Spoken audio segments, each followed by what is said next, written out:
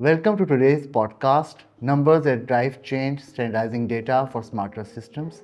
I'm your moderator, and in this conversation, we explore how standardized, credible data can strengthen health systems, improve accountability, and drive smarter policy and funding decisions.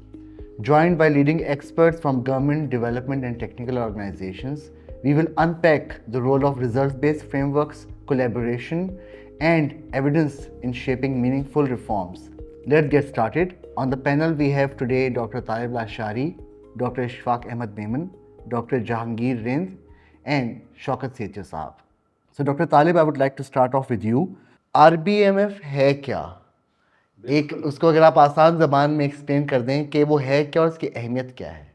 Result based management एक बहुत historical procedure है implementation का, framework है एक, और ये माजी में जो है वो बहुत से कंट्रीज़ में डिफरेंट इंडस्ट्रीज़ में, सेक्टर्स में इस्तेमाल हुआ, मिलिट्री में भी इस्तेमाल हुआ, इंडस्ट्री में हुआ, एग्रीकल्चर में हुआ, बाकी सेक्टर्स में हुआ, लेकिन फाइनली हेल्थ सेक्टर और पॉपुलेशन सेक्टर में भी इसको इंट्रोड्यूस किया गया। इसकी जो लेमैन तरीके से बात की जाए और बड़ी सादा लफ्ज़ों में बात की जाए तो ये इनपुट को या जो किसी भी प्रोजेक्ट को, किसी भी पॉलिसी को इम्प्लीमेंट करने के लिए जो इंग्रेडिएंट्स की बात होती है कि जी इतने HR हों, इतनी मीटिंग्स होनी चाहिए, इतनी एक्टिविटीज़ होनी चाहिए, उन पे ये फोकस नहीं करता। इसका फोकस स्टार्ट में ही इम्पैक्ट पे है कि क्या रिजल्ट्स हम चाह रहे हैं। यानी जो बाकी फ्रेमवर्क्स हैं ना, वो बात करते हैं कि जी फलां इनपुट्स होंगे, इतने आउटपुट्स होंगे, ये आउटकम होंगे। जो हमारे ट्रेडिशनल जो फ्रेमवर्क्स हैं वो सारे यही बात करते हैं। उनके बनस्पत RBM बात करता है कि जी रिज़ल्ट क्या चाहिए, आप चाहते क्या हैं, वाट पे ज़्यादा ज़ोर है। तो आउटकम और इम्पैक्ट से शुरू करता है ये। फिर ये कहता है कि आउटकम और इम्पैक्ट में आपको ऐसे क्या आउटपुट चाहिए, वो आउटपुट मसलन ये एक्टिविटीज़ होंगी इम्पैक्ट को लाने के लिए, ये इनिशिएटिव्स होंगे इम्पैक्ट को लाने के लिए, इतनी मीटिंग्स होंगी इम्पैक्ट को लाने के लिए। फिर आगे वो बॉटम की तरफ जाता है कि उन एक्टिविटीज़ और उन इनिशिएटिव्स जो कि इम्पैक्ट को लाना चाहते हैं, क्या इनपुट चाहिए। थैंक यू डॉक्टर तालिब। इशफाक साहब, कदम ब कदम के कौन से रिजल्ट्स थे जो कि हम RBM फ्रेमवर्क के थ्रू अचीव करना चाह रहे थे? देखिए, हमारा जो सबसे जो मेन टारगेट था, क्योंकि हमारा कदम कदम प्रोजेक्ट पूरा जो था वो आपका हेल्थ सिस्टम स्ट्रेंथनिंग के गर्द घूमता था, वो इंटीग्रेशन के गर्द घूमता था, वो इंस्टीट्यूशनलाइजेशन के गर्द घूमता था। तो हमारा पर्पस ये था कि जो PPAFP और PAFP का अपटेक जो है उसको एनहांस किया जाए। उसके लिए डिफरेंट मैकेनिज़म्स अपनाए गए, डिफरेंट काम किए गए, लेकिन RBM जैसे डॉक्टर साहब ने अभी बताया कि वो एक डिफरेंट फ्रेमवर्क है, वो एक डिफरेंट माइंडसेट के तहत काम करता है। तो उसमें हमने सोचा कि हम क्यों ना तमाम स्टेक होल्डर्स को उसमें लेके आएँ और फिर इसके थ्रू काम करें। तो उसमें सबसे बड़ी बात जो हमने मेरे ख्याल से हमने हासिल की, वो तो एक तो ये है कि हम वहाँ पे एक किस्म की अवेयरनेस लेके आए कि डिस्ट्रिक्ट को भी पता चले कि भाई PPAFP और PAFP की अहमियत कितनी है। वहाँ पे जो सबसे बड़े हाई वॉल्यूम डिलीवरी हॉस्पिटल्स हैं, उनको हमने फिर सेलेक्ट किया। फिर हमने सबने मशवरा करके आपस में, डॉक्टर साहब ने, बाकी लोगों ने, हमने फिर से हेल्थ केयर कमीशन को उसमें इन्वॉल्व किया, क्योंकि प्राइवेट हॉस्पिटल्स उसके डोमेन में आते हैं। उन्होंने फिर उनको कहा कि भाई ये हमारा पर्पस है, हमें PPAFP PAFP को आगे बढ़ाना है। तो ये एक सक्सेस स्टोरी हमारे लिए बन गई कि हमने प्राइवेट हॉस्पिटल्स को भी इसमें शामिल कर लिया, तो एक और स्टेक होल्डर हमारा बढ़ गया। Thank you, Dr. Ishfaq. Since you mentioned the fundamentals of the framework, I would like to ask Dr. Jahangir Rind, how can standardized indicators reduce fragmentation across partners and provinces? Sir, if you can please guide us on this. अस्सलाम वालेकुम। जब हमने data को एक single platform की तरफ ले जाने लगे और एक ही इंडिकेटर्स को हम फैच करने लगे, जिसकी वजह से हमारे पास पॉलिसी में भी फ़र्क आने लग गए, हमारे पास जो है ना लीडरशिप की थिंकिंग में भी फ़र्क आने लग गया और उन चीज़ों को जो है ना वो एक अलग कॉन्टेक्स्ट से देखने लगे। जब इन तमाम चीज़ों को जो है ना लीडरशिप भी बैठ गई और पार्टनर्स भी बैठ गए और ये थिंक कर रहे थे कि हम किस तरह जो है ना चीज़ों को एक ही सेटअप पे ले आएँ या एक ही जगह पे बैठ के जब हम इन चीज़ों को देख सकें, तो वो जो है ना इंटीग्रेटेड प्लेटफ़ॉर्म की तरफ जो है ना वो सोचने लगे। और उसके बाद ही एक सिंगल प्लेटफ़ॉर्म जब डेवलप किया गया और एक ही जो है कंसेंसस उस पे डेवलप हो गई, तब जाके चीज़ों में जो है ना सुधार भी आने लगी और उनमें जो है ना एक वाज़ेह बेहतरी भी आने लगी। थैंक यू जी। शौकत साहब, आपसे मैं पूछना चाह रहा था कि पाकिस्तानी हेल्थ गवर्नेंस के कॉन्टेक्स्ट में एविडेंस को कैसे आप प्रॉपर्ली यूज़ कर सकते हैं, उसकी कोई एग्जांपल्स आप शेयर कर सकते हैं वे data help unlock policy shifts और फंडिंग अप्रूवल्स? मेरे ख्याल में कि इस वक्त जो जो जो दुनिया है वो पूरी चेंज हो चुकी है। आजकल जो एविडेंस का जो रोल प्ले है वो डिसीजन मेकिंग में बहुत इम्पोर्टेंट है। जिस तरह आजकल एआई और जो टेक्नोलॉजी जिस तरह रैपिडली इंक्रीज हो रही है, और अभी तो इजी हो गया है कि जो आप नॉलेज है या डेटा है उसको कोड्स में थीम्स में आप ट्रांसफ़र करें या एविडेंस जनरेट करें। और यही यही जो एविडेंसेस हैं ये फिर रियल टाइम में आपको एक विंडो प्रोवाइड करते हैं कि आप किस तरह ग्लोबली और आप ऑनलाइन जो है वो ट्रेंड्स देख सकें, इश्यूज देख सकें, गैप देख सकें और फिर उन चीज़ों को देखकर आप सॉल्यूशन की तरफ जा सकें।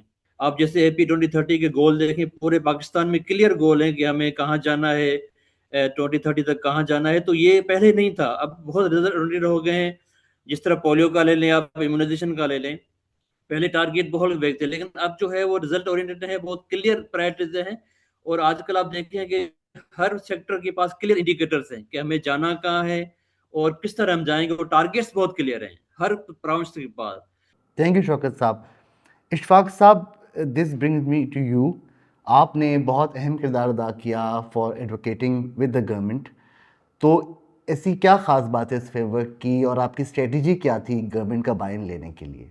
देखिए, जब आपको किसी भी चीज़ के लिए बायन लेना होता है गवर्नमेंट से या इवन किसी से भी, तो आपको विन विन सिचुएशन देखना पड़ती है कि जहाँ पे जिससे आप ये बायन लेना चाह रहे हैं उसके इंटरेस्ट क्या हैं और आपके अपने जो इंटरेस्ट क्या होंगे उनको आपको अलाइन करना पड़ता है।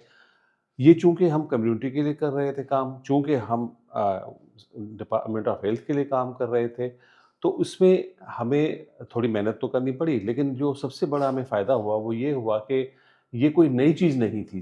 सिंध के हवाले से, पंजाब के हवाले से, जैसे अभी डॉक्टर तारक शाही साहब ने फरमाया कि डेफ पैक में हम ऑलरेडी इसको कर रहे थे। हमने इसमें जो एडिशन की वो ये था कि हमने ज़्यादा फोकस जो किया वो पीपीएफपी और पीएफपी पे किया, जो पोस्ट पार्टम फैमिली प्लानिंग है या पोस्ट अबॉर्शन फैमिली प्लानिंग है, उस पर हमने ज़्यादा फोकस किया। फिर उसका जो फ्रेमवर्क बना पूरा वो अपनी जगह पे। तो उसमें हमने जब गवर्नमेंट के साथ एडवोकेट किया तो हमारा ये था कि देखिए sir, this is just not a data. ये सिर्फ डेटा नहीं है। यहाँ पे आप विजुलाइज कर सकते हैं कि आपका इम्पैक्ट क्या है और आप अपने इम्पैक्ट को कैसे मीट करेंगे। उसके लिए आपके स्टेप्स क्या होने चाहिए कि इम्पैक्ट आएगा, आपका आउटकम आएगा, आपका आउटपुट आएगा, फिर उसके पहले आपकी जो है उसमें इनपुट्स आप कैसे डालेंगे। तो सिर्फ डेटा नहीं है, सिर्फ मॉनिटरिंग नहीं है, और इसमें जो आपके सारे प्लेयर्स इन्वॉल्व होते हैं जो कि एक दूसरे को सपोर्ट कर रहे होते हैं, एक दूसरे को कॉम्प्लीमेंट कर रहे होते हैं। तो आपके जो बहुत सारे इश्यूज़ हैं, अगर आप उसको डिस्ट्रिक्ट्स में लेके जाएँ तो बहुत सारे इश्यूज़ हैं वो आपके वहीं सेटल हो जाते हैं। Yeah, it's a bit different from other systems. And first of all, we should appreciate the fact that the policy frameworks without implementation science are incomplete. वो पॉलिसी जो है वो इम्प्लीमेंट नहीं होती। तो FP 2030 रोड मैप में हमने RBM को ऐड किया था। आजकल तो गवर्नमेंट के जो PC1 है उसमें एक पूरा सेक्शन जो है वो RBM पे है।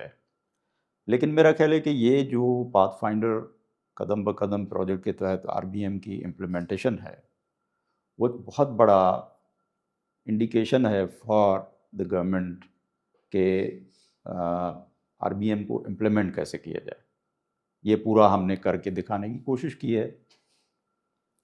اور میں سمجھتا ہوں کہ اس کے اندر اکاؤنٹیبلٹی کا بہت بڑا ایلیمنٹ ہے جو کہ شاید باقی جو پالیسی فریم ورکس ہیں ان میں نہ ہو.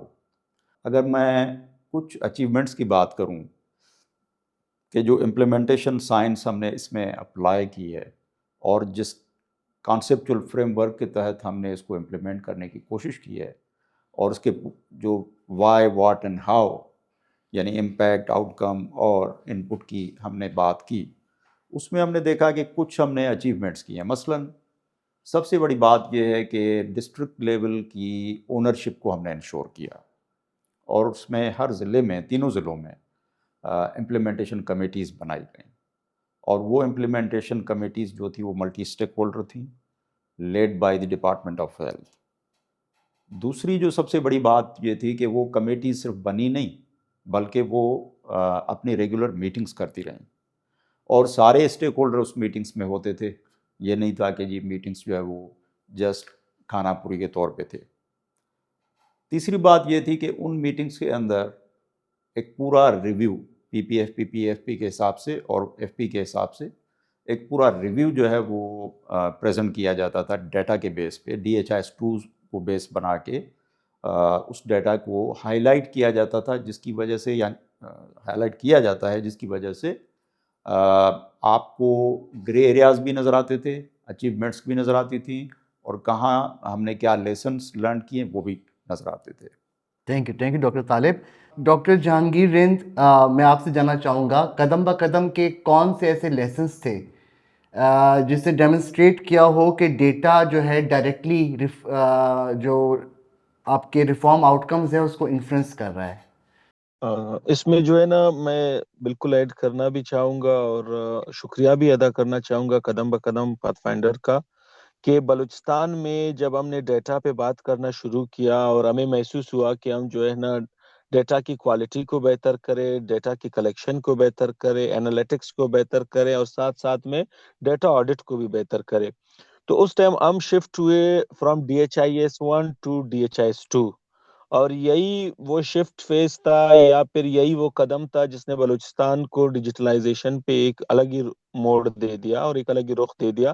اور اس ٹائم جو ہے نا قدم بقدم ہمارے ساتھ پارٹنرز میں قدم قدم اور یونیسیف جو ہمارے ساتھ اس انسائٹ کو انہوں نے اپریشیٹ کیا اور اپریشیٹ کرنے کے ساتھ ساتھ انہوں نے ہمیں باقاعدہ ٹیکلی اور ہمارے ساتھ جو ہے نا وہ ڈسٹرکٹ ٹو ڈسٹرکٹ آئے اور لوگوں کی کیپیسٹی بلڈنگ پر بھی ہمیں جو ہے نا سپورٹ کیا. Thank you so much. Thank you Jahangir sahab. بہت شکریہ Shaukat sahab for your important contributions. I would like to thank all the participants for joining us in the Kadam Ba Kadam Dissemination podcast. We will catch you next time.